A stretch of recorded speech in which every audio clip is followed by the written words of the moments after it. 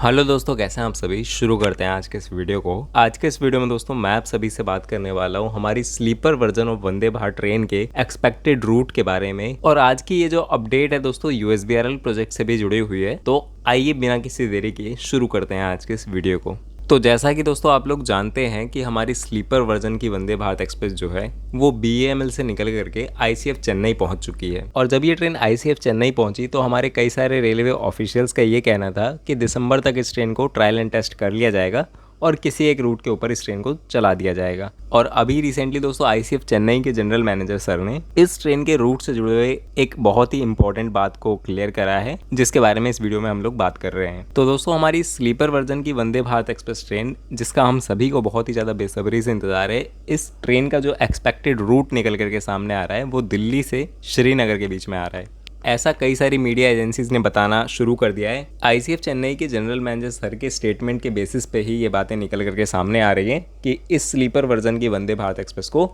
Delhi to Srinagar के बीच में चलाया जाएगा। अब जैसा कि आप लोग जानते हैं कि हमारा उधमपुर श्रीनगर बारामूला रेल लिंक भी बिल्कुल अपने कंप्लीशन के नज़दीक है। रियासी तक का काम पूरी तरीके से कंप्लीट कर लिया गया है और टनल T1 के ऊपर दिन रात काम किया जा रहा है, जिसकी वजह से टनल T1 भी बहुत ही ज़्यादा जल्दी कंप्लीट हो जाएगी और बचा हुआ जो कटरा रियासी सेक्शन है वो भी आपस में जुड़ जाएगा। बात करें दोस्तों हमारी स्लीपर वर्जन की वंदे भारत एक्सप्रेस के बारे में, तो डिस्टेंस पड़ जाएगा दिल्ली से श्रीनगर के बीच में लगभग 844 किलोमीटर का। और इस ट्रेन के लिए ये जो डिस्टेंस है ये बिल्कुल सूटेबल है। साथ ही साथ दोस्तों इस स्लीपर वर्जन की वंदे भारत एक्सप्रेस के जो टेंटेटिव शेड्यूल्स हैं वो भी निकल करके सामने आना शुरू हो चुके हैं। दोस्तों बताया ऐसा गया है कि दिल्ली से श्रीनगर के बीच में जब इस ट्रेन को ऑपरेट करा जाएगा तो अंबाला कैंट, लुधियाना, कठुआ, जम्मू तवी, श्री माता वैष्णो देवी, कटरा, संगलदान, बनिहाल होते हुए ट्रेन श्रीनगर पे टर्मिनेट होगी। ऐसी बातें निकल करके सामने आ रही है। साथ के साथ में यहाँ पर टेंटेटिव फेयर्स भी निकल करके सामने आना शुरू हो चुके हैं, जिसमें हो सकता है कि आने वाले समय में बदलाव किया जाएगा।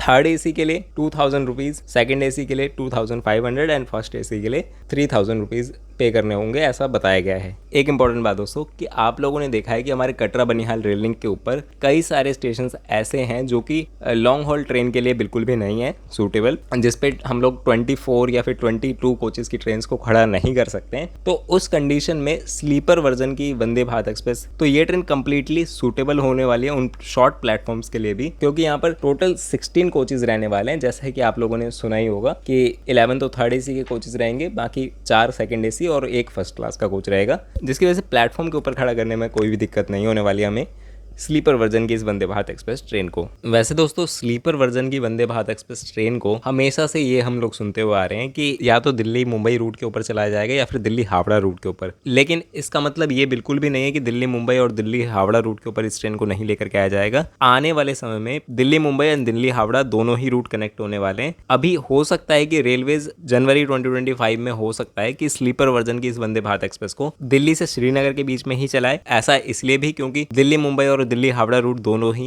160 के लिए रेडी हो रहे हैं। तो यहाँ पर पैसेंजर एक्सपीरियंस को बढ़ाने के लिए रेलवेज ऐसा करने वाली, क्योंकि जनवरी के टाइम पे आप लोग जानते हैं कि कश्मीर में जो है बर्फ गिरती है, जिसकी वजह से टूरिज्म भी काफी ज्यादा बढ़ता है। और रेलवेज को यही एक सबसे बेटर टाइम लग रहा है इस ट्रेन को इंट्रोड्यूस करने के लिए, जब यहाँ पर क्राउड जो है पीक लेवल के ऊपर होता है। ये भी एक रीजन हो सकता है जिसकी वजह से इस ट्रेन को दिल्ली से श्रीनगर के बीच में पहले इंट्रोड्यूस करा जा रहा है। लेकिन रही बात इस ट्रेन को इसके मैक्सिमम स्पीड पोटेंशियल के ऊपर चलाने को लेकर के, तो दिल्ली मुंबई और दिल्ली हावड़ा रूट के ऊपर ही ये चीज पॉसिबल हो पाएगी जब दोनों ही रूट्स के ऊपर मिशन रफ्तार का काम पूरी तरीके से डन हो जाता है। तो अभी फिलहाल ऐसा बताया जा रहा है कि हो रहा है काम, लेकिन अभी कोई भी ऑफिशियल नोटिफिकेशन नहीं आया है कि दिल्ली मुंबई रूट के ऊपर 160 kmph के ऊपर हम लोग रेडी हो चुके हैं। ऐसी कोई भी अपडेट निकल करके सामने नहीं आ रही है, जिसकी वजह से इस ट्रेन को पहले दिल्ली से श्रीनगर के बीच में चलाया जा रहा है। और दिल्ली मुंबई रूट के ऊपर आप लोग ऑलरेडी जानते हैं कि कई सारी ट्रेनें 160 kmph के ऊपर चलने के लिए रेडी है, जैसे कि तेजस एक्सप्रेस, CR राजधानी जैसी ट्रेनें हैं जो कि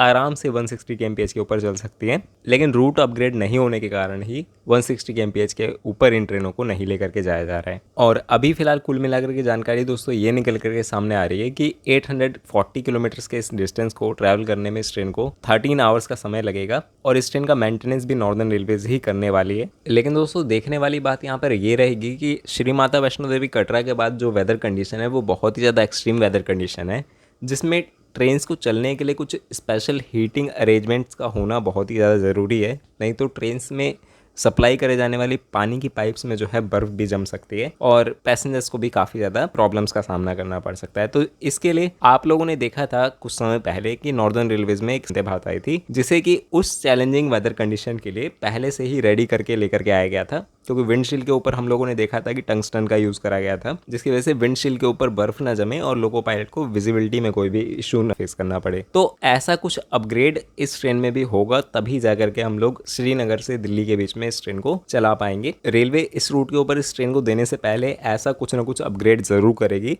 अगर श्रीनगर से दिल्ली के बीच में इस ट्रेन को चलाया जाता है। तो बाकी इस ट्रेन से जुड़ी हुई अभी फिलहाल यही कुछ जानकारियां निकल करके सामने आ रही हैं। आप लोग इसके बारे में क्या सोचते हैं प्लीज़ कमेंट सेक्शन में जरूर बताइएगा। आज के इस वीडियो में इतना ही, मिलते हैं आप लोगों से किसी नेक्स्ट वीडियो में।